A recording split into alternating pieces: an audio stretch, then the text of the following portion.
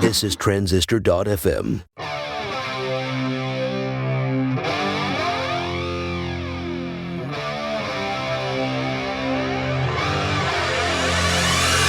Hey folks, welcome to the Product People Podcast. Justin Jackson here. You can follow me on Twitter. The letter M, the letter I, Justin. It's M-I Justin. And on the show today, someone you've probably heard of before. It's Mike Tabor from the Startups for the Rest of Us podcast. He also organizes MicroConf, which is one of the biggest conferences for self-funded startups. We're going to talk about his new product, BlueTick, and what it's like to launch a product under pressure, what it's like to fear, putting something out into the world and having people like it or dislike it, and also some of the tactics he's used up till now for launching that product. Just a personal update. You folks want to know what I'm working on right now. I'm updating the Marketing for Developers book. This is probably the most popular thing I've ever really created. It's sold nearly 5,000 copies. In the last year and a half, the book hasn't been available. You could only buy the video tutorials, but I'm updating the book and it will be out by the end of August. So if you're interested in that, go to devmarketing.xyz or XYZ, depending on your preference, devmarketing.xyz. All right, let's get into this chat with Mike Tabor.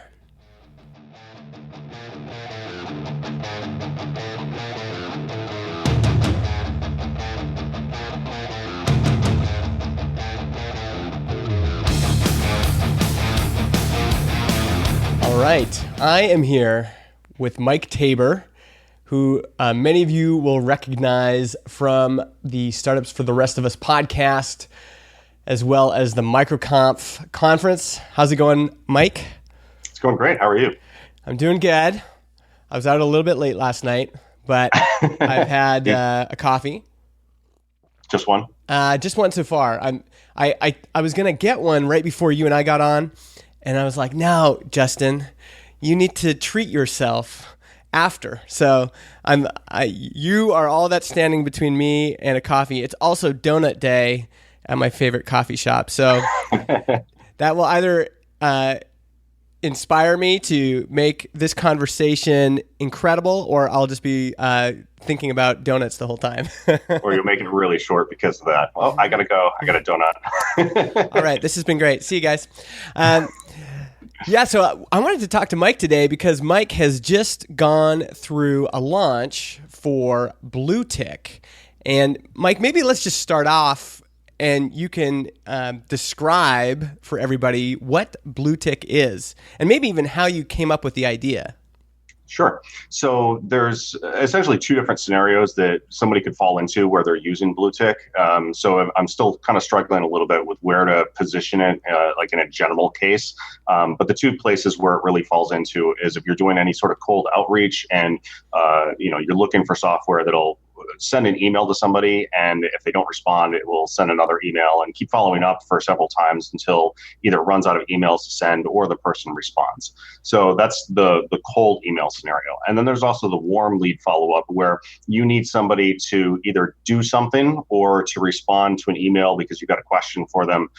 Maybe you're trying to set up a call or you're trying to get them to update their credit card information on your product, and you need them to do that action. And until they do, you need to keep following up with them. Another situation that just recently came up with was somebody wants to follow up with people who are signing up for their software and then ask them to review their software on various websites. Now, is there a specific person or situation you had in mind when you created this? Like, was there something that kind of started it all off? Yeah, so I had the idea for this probably back in 2012, 2013. Okay. And the problem that I was struggling with was that I was, when Rob and I started MicroConf, I was in charge of sponsorships. He's been in charge of handling speakers. And that trend is, that's continued until today. But even back then, I was struggling with communicating with the sponsors because I would go out and I would send a sponsor an email. And even if it was a warm contact, I would, send them an email, and they may not respond right away. And it doesn't mean that they're not interested. It just means that they're probably busy, or it slipped down on their priority list, or some server crashed in the middle of the day, so they got to go deal with that. And then, of course, your email kind of drops down on their priority list until they either forget about it, or they say, well, I'll get back to this later. And good intentions aside, it doesn't matter. The fact is they're not getting back to you. So I needed a way to follow up with these people in a way that was very systematic.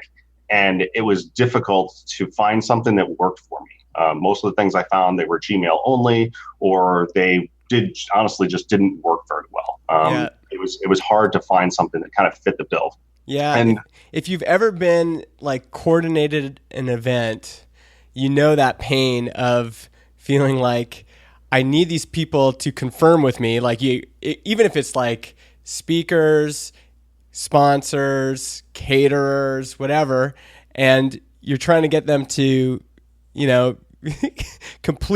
give you the information they need or complete it or whatever. Close the loop is really all it is. Like you need that loop closed. Like yes or no, whatever. Yeah, totally. So I can understand that pain. So that was the kind of genesis of the idea. Mm-hmm. A lot of people have situations like that in their lives all the time.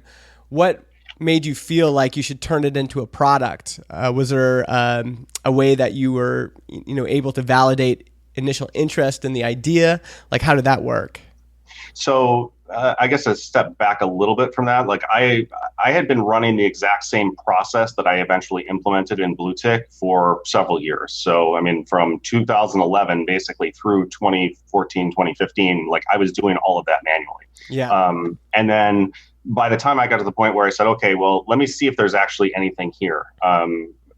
I started going down that road and talking to people, but when I initially looked at it, it didn't look to me like there was anything there because of the fact that I was going to try and target event coordinators and event planners. And what I realized was that the price point would have had to been fairly high for me to make it worth it for me. And like, I don't run MicroConf more than, at the time we were only running it once a year. Mm-hmm. So it, like charging somebody $50 a month doesn't really do anything for my bottom line, because the person's only going to sign up for maybe 1, 2, 3 months at the most. And it's going to be hard to make a business off of that. That's right. So, so I didn't really think that there was anything there. And I actually kind of walked away from it for a little while.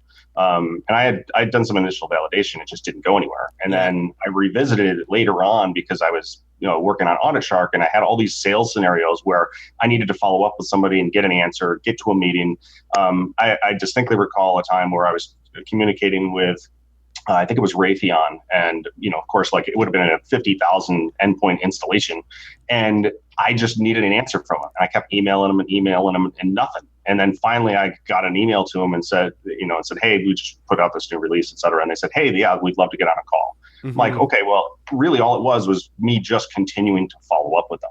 So it kind of made me realize that there was this broader or more generalized problem that I could be solving for other types of businesses, not just like event planners or event coordinators. Yeah. That sales scenario seems like particularly interesting to me, because really, if you're doing sales, it's like you have to usually ping someone multiple times to get to that first demo or to get to that first meeting.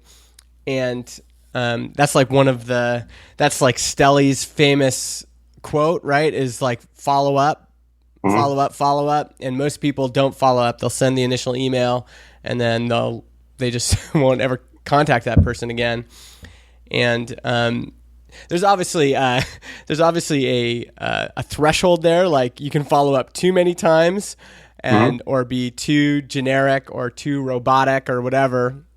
But I have to say, like, if you're going to get me to do something, whether it's go on your podcast, if it's, there's all these things, you're going to have to like ping me probably multiple times before you're going to get an answer out of me, because the first time I see it, I'll be like, I'll think about that later. The second time I'm like, okay, you're making me think about it. And then the third time it's like, okay, well, I'll take this seriously now. And so I can see the application. There's some pain there. It almost reminds me of this thing I've been thinking about with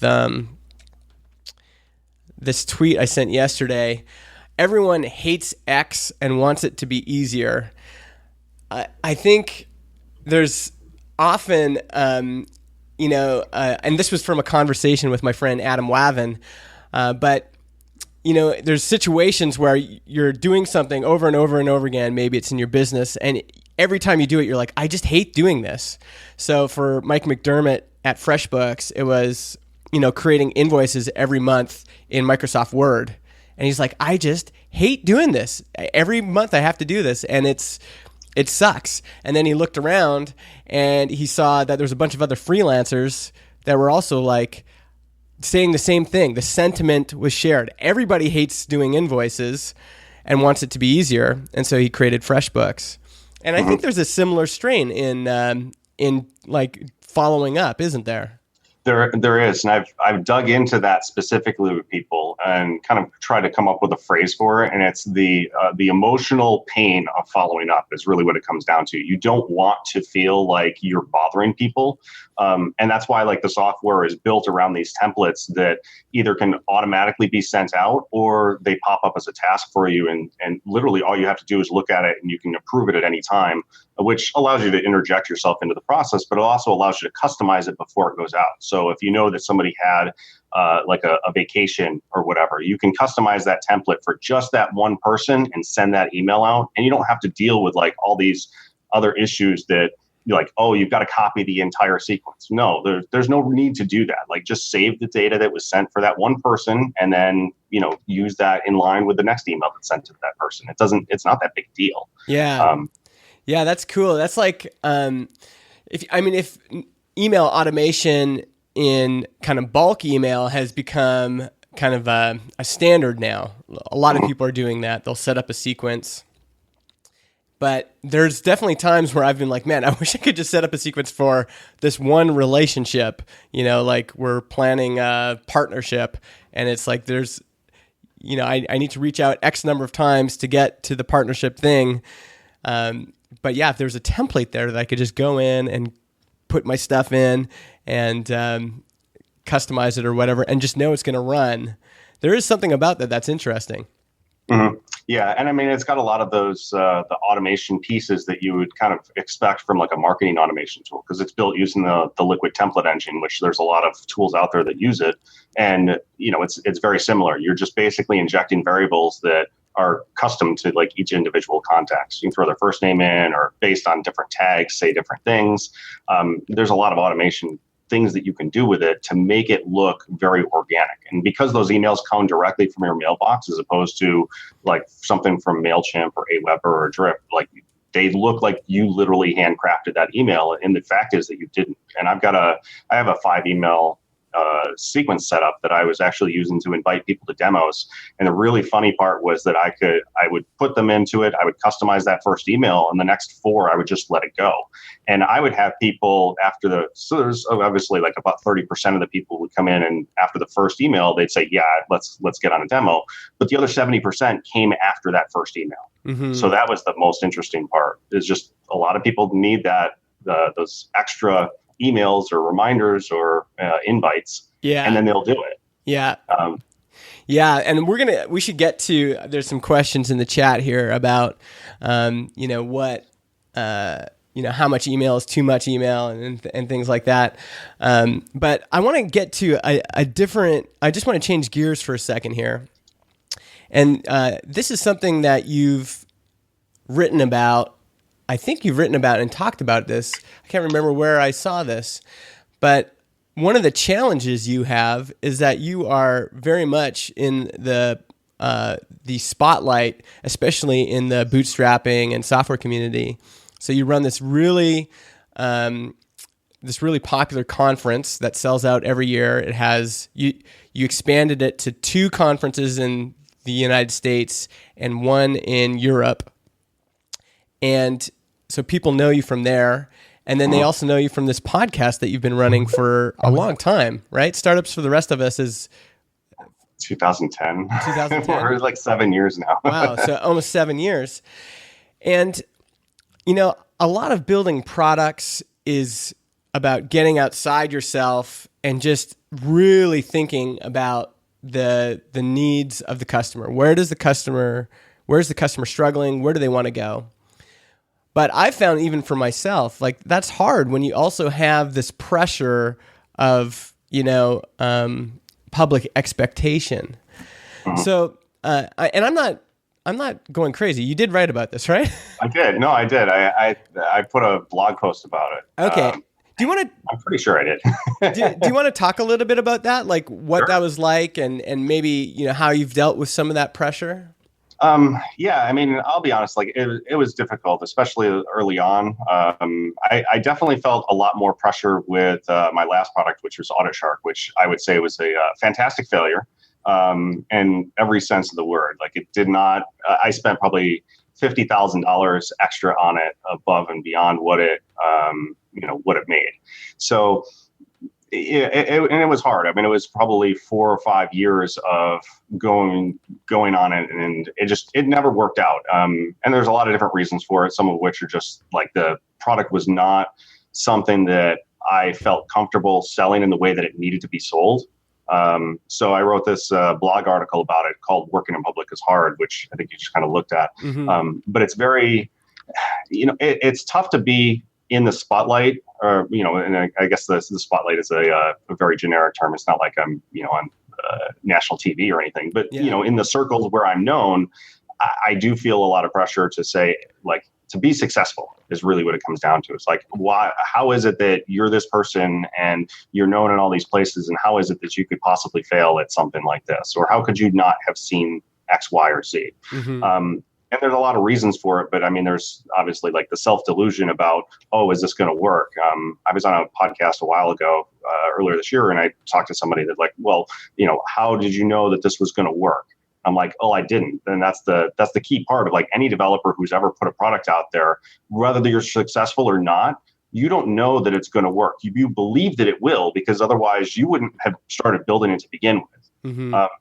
And that goes for FreshBooks as well. Like he believed that it was going to work, but had he believed that it was going to work and then it tanked, where would he be? He'd probably be moving on to his next product, and nobody would have heard about it. And he wouldn't be sitting there talking about the fantastic success that FreshBooks has become. Yeah. But nobody's going to start building something if they believe that out of the gate it's going to fail. Mm-hmm. So we're all under this self-delusion that we're going to succeed at whatever it is that we do. And it's very difficult when you have lots of people watching you. Mm-hmm. I think I found, like, for myself, there's nothing that'll hurt my creativity and the quality of my work and my focus on the needs of the customer more than comparing myself to other people. And I wrote this, I think I wrote a post called, what is it called? Focus on your own shit. And the idea was, like, it's easy to get distracted about other people's expectations of you and what other people are doing and other people's success. But really, the only thing you should be focused on is the people you're trying to serve and how you can best serve them, right? And everything else is a little bit of a distraction. But that doesn't make it any less hard, because you still feel the pressure of, there's that fear of, man, I really hope I don't look like an idiot, whereas maybe the bigger fear we should have is like, maybe like to be so focused on the customer that our ultimate fear is just, if I don't get this right, then they're going to continue to struggle. Like, I really want them to succeed. But there's always the humanness. Like, I don't think we can get away from that. Like, no one wants to fail. No one wants to fail in public. And that pressure is difficult. What were some of the ways you were able to deal with that? Did you find some tricks for, ignoring that kind of pressure or diminishing it? So here's the kind of the insight that I ended up having is that the pressure to succeed is really in some ways it's self-inflicted, of course, but the other thing is that it's about not meeting other people's expectations. So by positioning it as, oh, I'm going to launch this product and I want to be able to get to $50,000 by the end of the month or something like that, you're not only setting these goals, which may or may not be realistic. And, if you're just coming out of the gate, that's probably not realistic for most people. But by setting the expectation about what it is that you're doing and why you're doing it, and just talking about it, it creates a different situation for yourself. So in my I guess in my storyline, like what I did was I created this 21-day video series that I basically talked through what the process was I was going through for BlueTick's launch. And every day for 21 days leading up to my launch day, I recorded a video in the evening and drank whiskey and kind of introduced everybody to that. And that was just kind of a little fun thing that I threw in there, mainly because I have a large whiskey collection as well.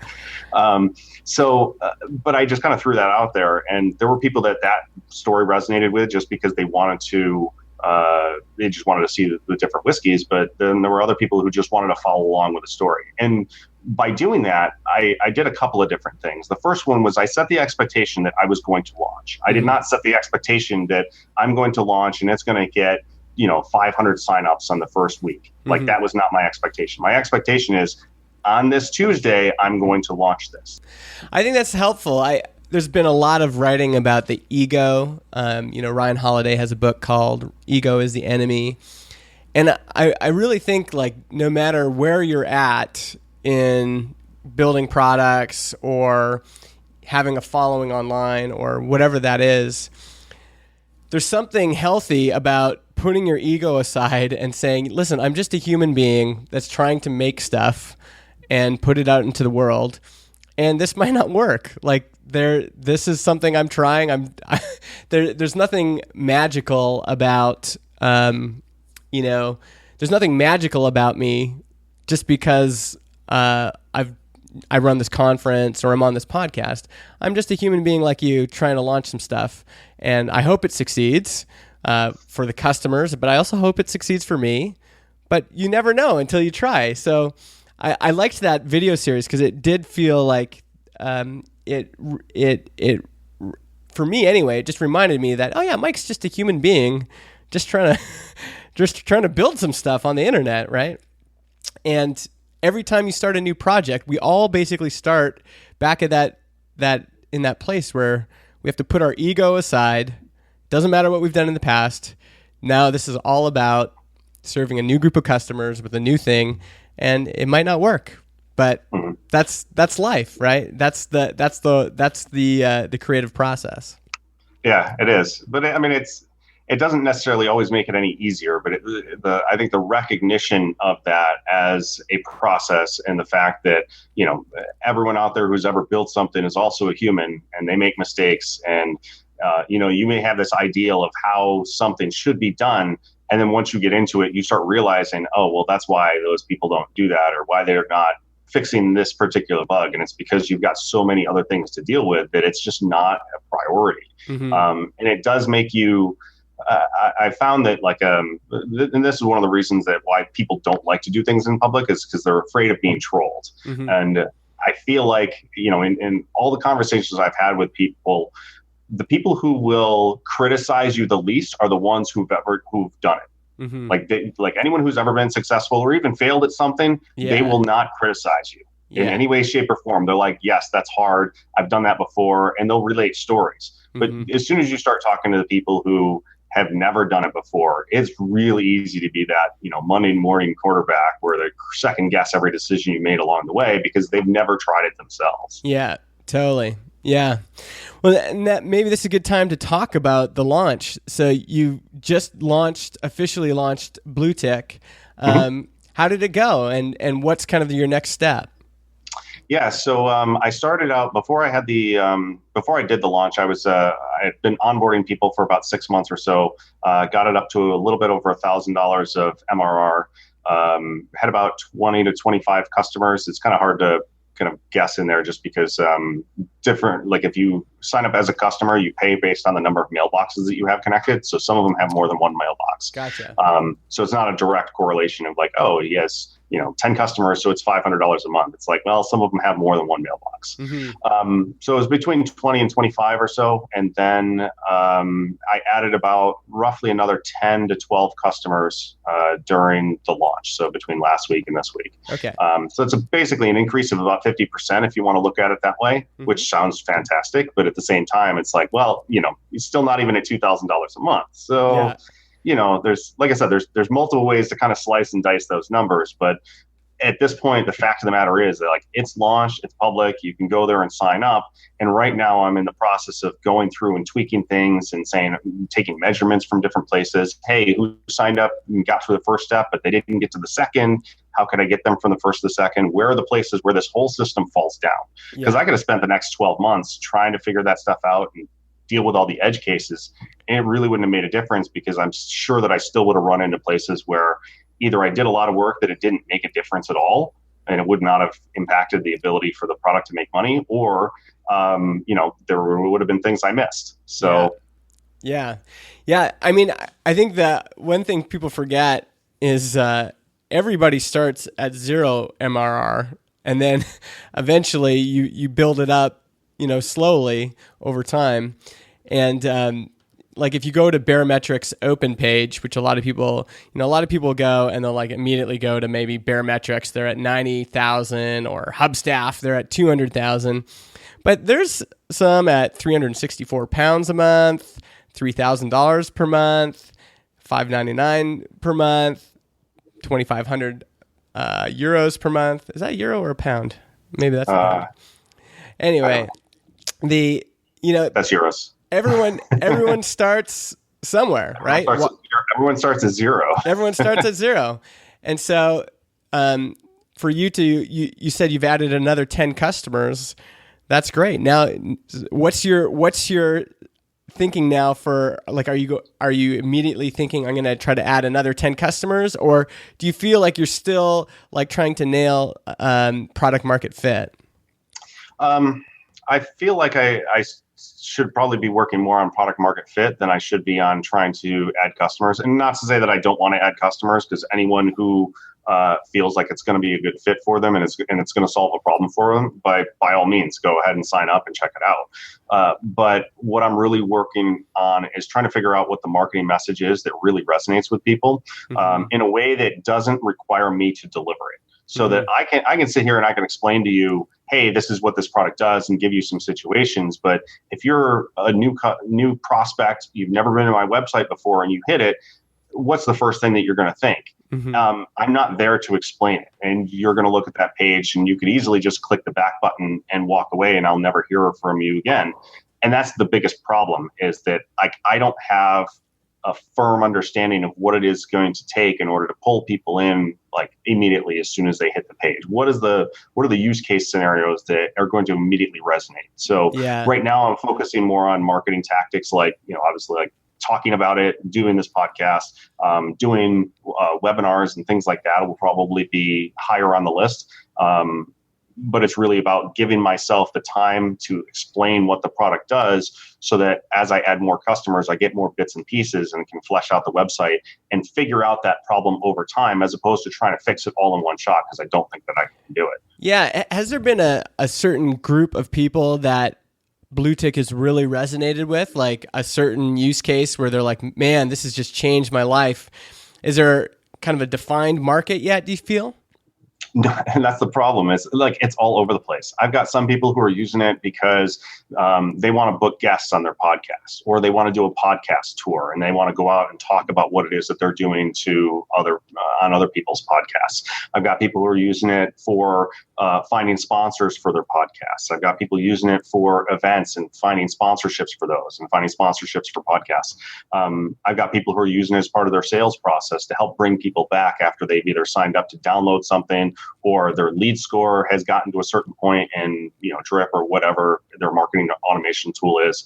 And they want to be able to reach out to them individually, because clearly the person has expressed enough interest. I've also got people who are using it on inbound lead forms, where somebody fills out a form, asks for information, or maybe they're asking for a price quote, and then they use it to follow up with them to get them to a demo or get them to a call. Like, there's all these different scenarios and situations that it's applicable to. Yeah. And because it's got Zapier integration, it opens up the world for like, hey, you can integrate with this with Asana. I've got people integrating it there. I've got people integrating it into a Streak, for example, where Streak is built into Gmail, and they say, well, this person hasn't responded to me. Let me tag them. And then all the automation through Zapier triggers just starts following up with them, and until they reply. And when they reply, Blue Tick detects that and then changes the stage that they're at inside a Streak. Yeah. So I don't have like a single one and that like, hey, that's going to be the one that works. Like, Yeah, there's a lot of stuff. That's what's so hard in the beginning is you're kind of fishing around for, and this is what I've been using this example a lot because I think a lot of people have forgotten this, but with ConvertKit, Nathan started saying this is email marketing for digital product creators. And it just kind of like didn't really grow. And then he changed to this is email marketing for authors. And he got a bunch of signups, but they ended up being really bad customers. They churned right away. They didn't have money. They were really hard to support. And then he changed it again. And it's funny, like what ends up being, what kind of triggers each of these changes. If you listen to a story, like some of it is just serendipitous. Like, someone said, hey, why don't you try email marketing for professional bloggers? And he's like, okay, I'll try that. That seems crazy. And he tried it. And if you told me like I had to bet on any of those, I would never have bet on email marketing for professional bloggers. It just seems silly. But that's the one that worked. That was as he's fishing around for the right positioning, he finally nailed it with email marketing for professional bloggers. And at the beginning, like you've just launched, that's kind of the challenge, isn't it? You got to find that group or that use case that you can at least hang your hat on and go, when people go, well, what is this? You can say, well, if you're a freelancer, you can use it to close more deals, right? Mm-hmm. I think it's very easy in retrospect to look back at Nathan's story, for example, and say, oh, well, professional bloggers, it totally makes sense. They already know how to add people to a list or get them to a list. And if they're professional, then they already have money. So yeah, why wouldn't that be a natural fit? But as you just said, I certainly agree with you. Like I would not have put my hat on that particular bet either. Like that would have been the last one that I probably made. Yeah. But in retrospect, very easy to say, oh, no, of course that's going to be successful because you can explain the reasons afterwards and make them fit after you see the results. Yeah. And I think this is why you can't be scared to share your ideas or to launch or to put your things out in the public because it's really when you're kind of open to people either, maybe knocking against your idea or suggesting something different or, even being open to like opening the doors and seeing who shows up and then what success they have. Unless you do those things, it's really hard to guess. Like you could be in your cave building it, but you really don't know until you put it out into the world and, people start knocking into it. And that's the part that's scary. Like for our ego, we don't want people to say that the thing we made is not good or doesn't fit, their thing or whatever. But those are like sharing those things, putting them out into public.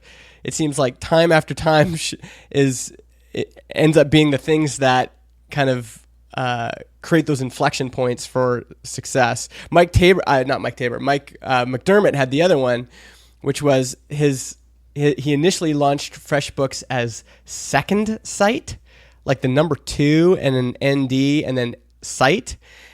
And people kept saying, that's the worst name ever. Like, we got to change that. And we're often delusional about our own ideas. We think he was like, no, that's a great name. And people were like, no, that's terrible. Like, you've got to change that. So he changed it to FreshBooks. And then, that ended up being one of those inflection points that kind of sent him off on his path to success. Same thing happened with Samuel Hulick. He was, trying out a bunch of different things, and then someone inside Product People Club said, I really like these little teardown things you're doing. You should just do a site that's just all onboarding teardowns. And he had never thought about that before. But having his work out in public and being open to people saying, this thing that you're working on, he was working on something else. And they're like, that's not that interesting. But the thing that's really interesting is this over here. And he's like, okay, so you almost have to follow where the interest goes, Yeah, and you don't know what that interest looks like until you start opening it up and showing it to other people because, and I think that's partly a a factor of the like what our experience has been and what our world currently looks like, because we're not exposed to other things. So like if you ask a little kid what adulthood is like, they have no idea. They have no concept of what it's really like. Yeah. And you're going to get some really off the walls answers. But the same thing is like if I were to go in and say, okay, well, what's it like being a corporate employee? I don't know. I can kind of guess, and I may think that I know, but the reality is that I don't. Like I haven't been an employee for, like 12 plus years at this point. So like, I don't really know what it's like to be in that situation.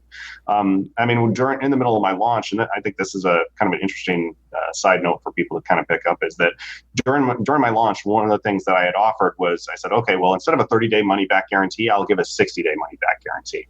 And somebody emailed me and said, hey, do you have a free trial? And I said, well, I don't, but I'm more than happy to give you a 30-day free trial if that's what you're looking for. But can you explain to me what the difference between like a free trial versus a money back guarantee is? And what she said struck me. It was insightful, because I'm not involved in that world. Yeah. And of course, it's going to be obvious afterwards, after I explain this.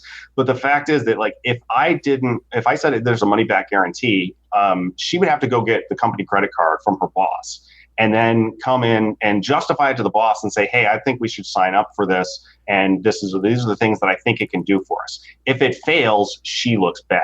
Yeah. If it succeeds, she looks great, but that's a risk that she's going to have to take. She's going to have to expend her, social capital at work with her boss in order to like even make the attempt. Yeah. Versus with a free trial, all that stuff goes away. Like she could just sign up, try it out, and if it doesn't work out, she can just silently shut it down, walk away, and her boss doesn't know anything went wrong. Like, sure, she spent some time working with some software, but didn't work out, no big deal. But she doesn't have to go justify it, either sight unseen or not really being aware of all the subtleties or finer points of it. Yeah. Yeah, and those are I would have no idea. Yeah, you never think about those until you put your thing in front of a real human being, and then you can see their struggle. Like she's thinking in her head, like, if I try this and I have to go ask my boss for his credit card and it doesn't work, yeah, that's going to look terrible on me. I'm taking this huge risk just to try out the software. But if I'm able to try it out for free and I can tell that it's going to be amazing and that it's going to solve our problems, then it helps me make progress at work because now I look good in front of my boss. When I go to him and ask for his credit card, I can do it with confidence. But yeah, you would have never known that unless you'd put your thing out. And with results, like she can actually go and say, like, look, this is what I was able to do now using this software. We should pay for this. Yeah, totally. We're gonna kind of come to our end here, but there's two questions before we get to these last two. The last two are kind of fun. Dan mentions again. He says the main differentiator for me personally is that I listen to Mike every week on Startups for the Rest of Us, and I trust him. That's a big thing. So on one hand, the having some sort of public profile can be a disadvantage because of the pressure, but on the other hand, it also builds up a rapport. It builds up a relationship. It builds up trust. So it's a double-edged sword. It's a double-sided. Double-edged. I think it's called a double-edged sword. There's more downsides as well, though. Like I definitely feel like there is some attention to like my mailing list that I look at it and they're not actually interested in the product, but they're on the list because they want to see kind of what's going on. They're just curious. Yeah, they're just curious, or and it's not that they have a business problem that it's going to solve. It's just they want to see what's going on. Yeah. So it gives this false sense of like, oh, my email list is this much bigger, and it's really not. It's like not qualified, I'll say. Yeah. And you could also end up with people who will sign up and just like start handing you money to be blunt about it, because they kind of want to support what you're doing, but they don't necessarily want to actually use it, or they're just like, hey, I want to support what you're working on. Yeah. And that was actually a big problem early on, because I had a bunch of people who I think signed up and gave me money because they're like, oh, I trust Mike and I'd love to help support what he's working on. Yeah. But the reality is it's kind of like a false indicator, I'll say. Yeah. No, I've noticed that too.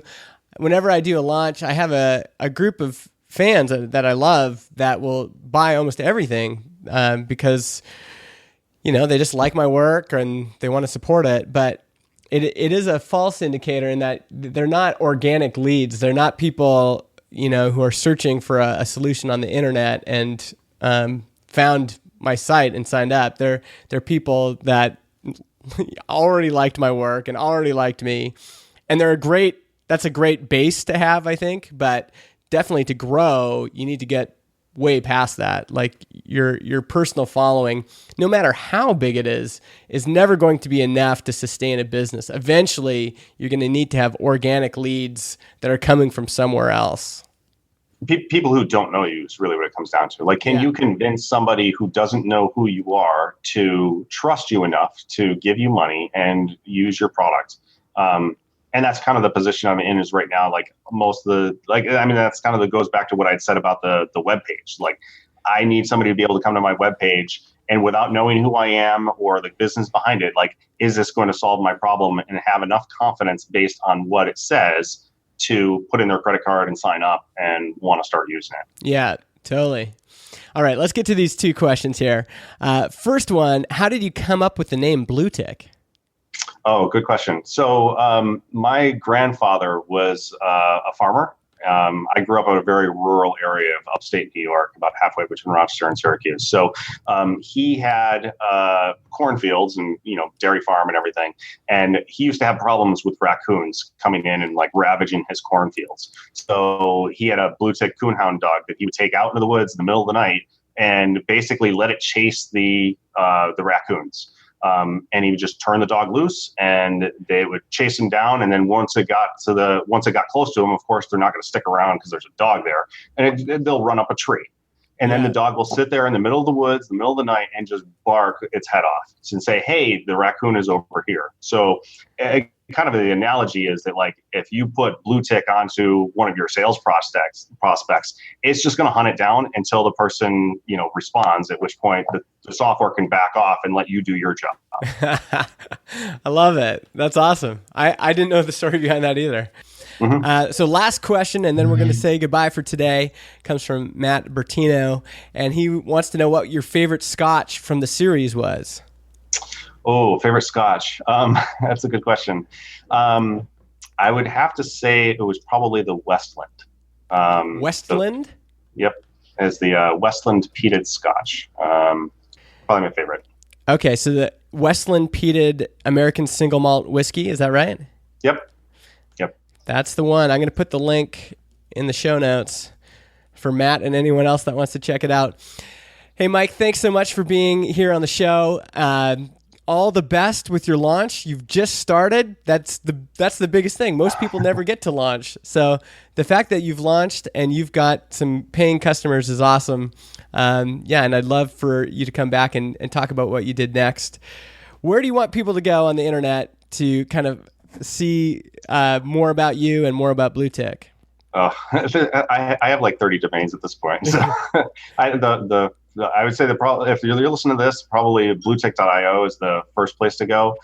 Beyond that, you can go to my blog, singlefounder.com. And then, as always, if you happen to be at MicroConf, make sure to say hi.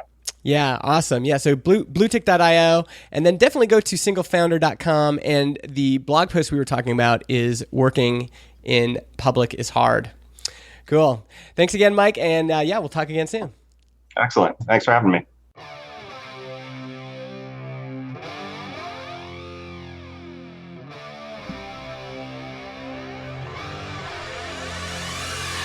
All right, big thanks to Mike for being on the show. As I said, you can follow him at Single Founder on Twitter. I am the letter M, the letter I, Justin. That's M-I, Justin. And definitely go to devmarketing.xyz and sign up for the free sample chapter, and then you'll get notified when it launches. devmarketing.xyz.